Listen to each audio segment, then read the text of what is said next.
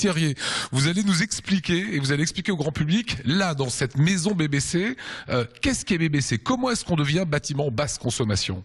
Alors justement, si on regarde un petit peu, on va déjà s'apercevoir que les murs ont quand même une belle épaisseur. Alors il faut savoir qu'ici, on était dans le quartier Franklin, un quartier qui a des contraintes architecturales. On ne pouvait pas isoler par l'extérieur.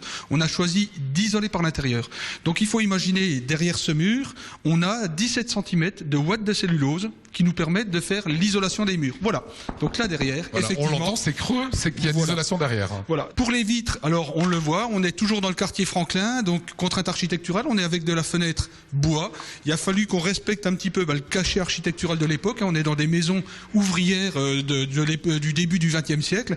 Par contre, si on s'approche, on voit effectivement qu'on a 3 épaisseurs de vitrage. On est avec du vitrage triple vitrage, donc très, très performant. Donc Gilles, triple vitrage plus 17 cm d'isolant, c'est déjà une facture qui baisse. Voilà. Et là, on a déjà traité le mur. Maintenant, si on regarde sous nos pieds, on a aujourd'hui un très beau parquet. On a simplement 11 à 12 cm de polyuréthane qui a été projeté sur le sol pour isoler, pour empêcher le froid qui est dans la cave de remonter, pour empêcher le chauffage de descendre dans le sous-sol. On dit toujours qu'il faut bien ventiler les pièces. Alors effectivement, on le verra un petit peu plus loin dans le sous-sol, on a la VMC, mais voilà par exemple une bouche. Or ici, c'est ce qu'on appelle une bouche d'insufflation. Elle est en train de souffler de l'air. Alors si on est dessous, on sent pas grand-chose. Je sens. Si, voilà, un petit peu, voilà, quand on est dessous. Exactement. Et dans cette pièce-là, je vais faire rentrer de l'air dans la pièce.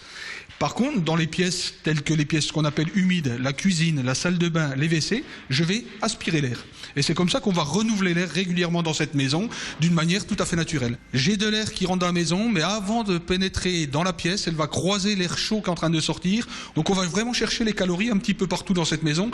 Là, on est vraiment avec des énergies renouvelables, c'est le top du top. Hein. On finit pratiquement en beauté nos 50 chantiers pionniers. You're a disaster, you're one stack of laughter, your dog is a rag. Alors là, Gilles, vous nous avez amené dans les caves de cette maison du début du XXe siècle. Cette chaudière a une particularité ? Oui, alors là, on est vraiment sur quelque chose de très particulier. On est avec une ventilation double flux, mais qui est couplée avec des panneaux solaires thermiques solaires qui sont sur le toit, et également une petite pompe à chaleur. C'est-à-dire qu'on va aller chercher des kilowattheures dans le soleil, on va aller chercher des kilowattheures sur l'air extérieur. Donc tant qu'on a de la température à l'extérieur, même en négatif, on peut encore aller chercher des kilowattheures. Voilà Gilles, on a fait le tour de la maison. Dernière question, si on devait évaluer la facture d'électricité de cette maison avant qu'elle ne soit BBC et aujourd'hui, quelle serait la différence pour les propriétaires?